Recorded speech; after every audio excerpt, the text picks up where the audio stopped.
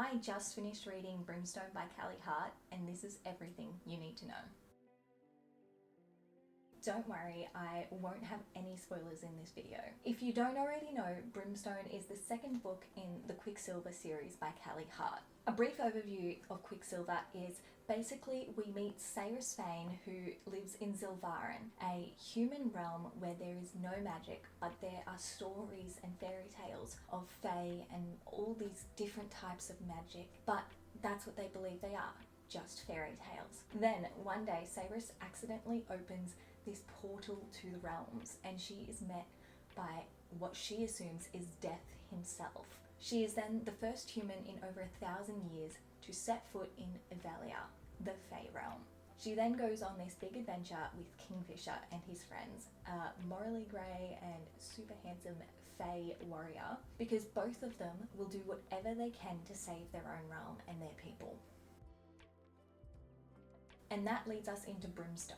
This book kicks off right after the ending of Quicksilver, and we basically continue to explore Evalia with Cyrus and her new Fae friends. I can't say too much about this book without revealing the plot, but we basically continue to explore Evalia with Cyrus, and we also, excitingly, get to explore Zilvarin with Kingfisher and Carrion, which was such a funny duo to read. They had a few scenes together in Quicksilver, but having them have to team up together and go somewhere alone just was so amusing. Their interactions were really fun and it made me like both of them a little bit more in their own ways, and I feel like it brought them closer together, which as a whole makes the whole group a little bit more cohesive throughout the rest of the book.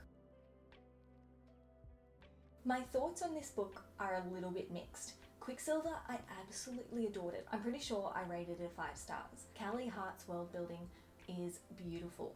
I often feel like there are times when writers will put too much effort into their world building and you get overwhelmed with all of this information all at once, or it can be the complete opposite and you don't get enough information and it feels like you're trying to piece everything together from little tiny pieces of information. But with Callie Hart, I feel like her world building gave you enough information at each point in time to continue following along in the story. One thing I love most about this book is the way that relationships were built. I already said a little bit about Kingfisher and Carrion, but Kingfisher and Cyrus, the way that their relationship continued to blossom and grow in this book, I thought was very, very lovely. It was very different to their interactions and their growth in the first book. Something that I feel like happens when two characters get together toward the start of a series is that they stop growing once they're together, and the only growth you really see is up until the point that they finally get together. But with Cyrus and Kingfisher, I feel like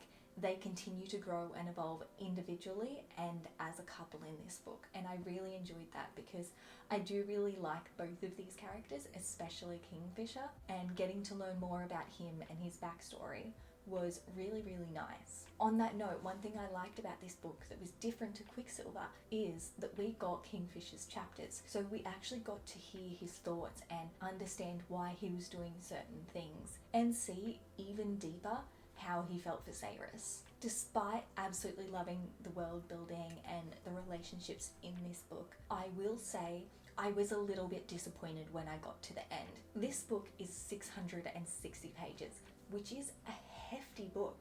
It's not that crazy for a fantasy book, but it's still pretty hefty. It felt like there was just a series of events that happened that was set up so that Cyrus and us could learn more information. There wasn't one big overarching plot other than something's going to happen in the third book and we need this information to understand what happens in the third book. It didn't feel like this book itself had its own singular plot, which some may enjoy, but it just felt like 660 pages of information. That made it a little bit of a slug to read. I usually read books pretty fast, and this took me a whole week to read, which isn't that crazy, I know, but I finished Quicksilver in maybe 3 or 4 days. And also when I read Quicksilver, I wanted to read it. I was constantly thinking about it when that book wasn't in my hands. Brimstone, however, I felt like I kind of had to force myself to read it. The writing is amazing, the world is amazing, but it just was a little bit lackluster for me, especially with how much I loved the plot of the first book. I definitely will still be reading the third book because I need to know how this ends. I don't know if it's only a trilogy or if there will be more books after that, but however many books there are, I will read them because I need to know what happens to these people and the Fae realm and the human realm and everything. I need to know what happens. So in the end, I ended up rating this at 3.75 star, which is open to changing. I am open to changing my ratings after sitting with them for a few days. I will be talking this book through with my book club next month. We will see what they say and we'll discuss it,